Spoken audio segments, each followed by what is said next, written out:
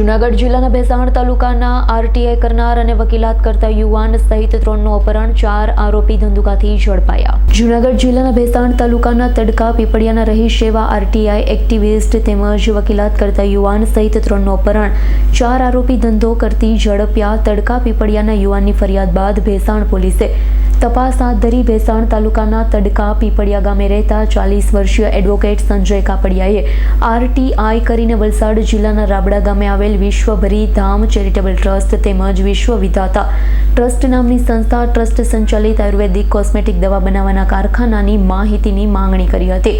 ગેરરીતિ ગેરકાયદેસર ચાલતી પ્રવૃત્તિનો પર્દાફાશ થયો છે. આ મામલે ઉચ્ચ કક્ષાએ રજૂઆત કરતા કાર્યવાહી કરવામાં આવી, જેનો ખાર રાખી મોબાઈલ ફોન, બાઇકની લૂંટ ચલાવી ધાડ પાડી. સંજયભાઈ તેમજ તેની સાથે 2 વ્યક્તિનું રફાડિયા ગામેથી કારમાં 7-8 ફોર વ્હીલર વાહનોમાં આવેલા 4 મહિલાઓ સહિતના શખ્સોએ માર મારી અપહરણ કરી ગયા છે. જેની જાણ થતાં જૂનાગઢ જિલ્લા પોલીસ વડા સુબોધ ઓડેદરાએ નાકાબંધી કરાવી હતી. ડીવાયએસપી રવિરાજસિંહ પરમારના માર્ગદર્શનમાં ભેસાણના પીઆઈ વણઝારાએ ઘટના અંગે તપાસ હાથ ધરી. આરોપીઓ ધંધુકા આસપાસ હોવાની બાતમી મળતા રાબડાના પ્રશાંત, સુરેશ, મિત, જગદીશ, કમલેશ, ધીરુ તેમજ વડોદરાના માંજલપુરનો અજય ઉર્ફે માસ્ટર હરી બોધરાને પોલીસે પકડી લીધા. શખ્સની સાથે અપહરણ અને ધાડના ગુનામાં પંકજ પાદરા, અનિલ ધવલ, સુરેશ અમીપરા સહિત અજાણ્યા શખ્સ પર અને 4 મહિલાઓની પણ સંડોવણી ખુલતા આરોપીઓને ઝડપી લેવા ચક્રો ગતિમાન કર્યા હતા. આગળની તપાસ ભેસાણ પોલીસ કરી રહી છે. મારું નામ સંજય કાપડિયા છે. તડકા પીપળિયા ગામે રહું છું અને એડવોકેટ અને વિસલ બ્લોઅર તરીકે કામગીરી કરું છું. ગતરોજ એવો બનાવ બનેલો કે મારું અપહરણ થયેલું. મારી સાથે બીજા 2 મારા જે સાથે કામ કરે છે તે લોકોના પણ અપહરણ થયેલા અને વલસાડથી જે લોકો આવ્યા હતા એના દ્વારા અમારું અપહરણ કરવામાં આવ્યું હતું. અમને રફાડિયા મુકામેથી છેક ધંધુકા સુધી આ લોકો લઈ ગયા અને ગુજરાત પોલીસનો આભાર કે એમણે અમને ધંધુકા પહોંચતા અમારો છુટકારો કરાવ્યો અને અમને એમાંથી બચાવ્યા.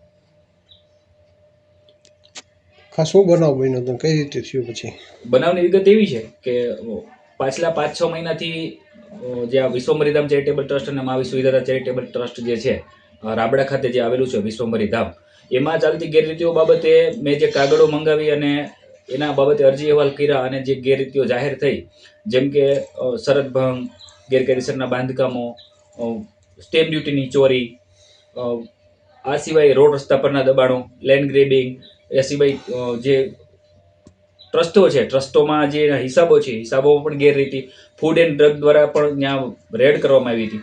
તો એ રેડ દરમિયાન પણ 6 લાખનો મુદ્દામાલ સીઝ કરવામાં આવ્યો હતો. આ સિવાય તોલમા વિભાગ દ્વારા પણ ત્યાં રેડ કરવામાં આવી હતી. ત્યાં 5 એકમોમાં જે તે એકમોને હજારો રૂપિયામાં દંડ આપવામાં આવેલો હતો. પીજીવીસીએલ દ્વારા પણ રેડ કરવામાં આવેલી હતી, તેમાં પણ એને વીજ ચોરીનો દંડ કરવામાં આવેલો હતો. આ સિવાય ત્યાં એક જે કહેવાતી પાઠશાળા ઉપર એક ફાઈબરનો હિમાલય બનાવવામાં આવેલ છે. આ હિમાલય છે એ ફાઈબરનો પીઓપી ટાઈપ ફાઈબર કંઈક બનાવેલું છે. તો એમાં મેં જિલ્લા સ્વાગતમાં અરજી કરેલી હતી અને જિલ્લા સ્વાગતમાં એવો નિર્ણય આવ્યો હતો કે આ જે હિમાલય છે એને તરત જ સીલ કરવો.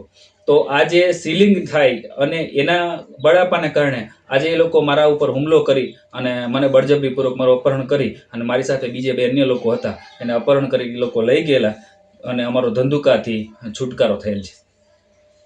કાસમોથીનો રિપોર્ટ, S9 ન્યૂઝ, જૂનાગઢ. અમારી તમામ માહિતીથી અપડેટ રહેવા માટે જોડાયેલા રહો S9 ન્યૂઝ સાથે.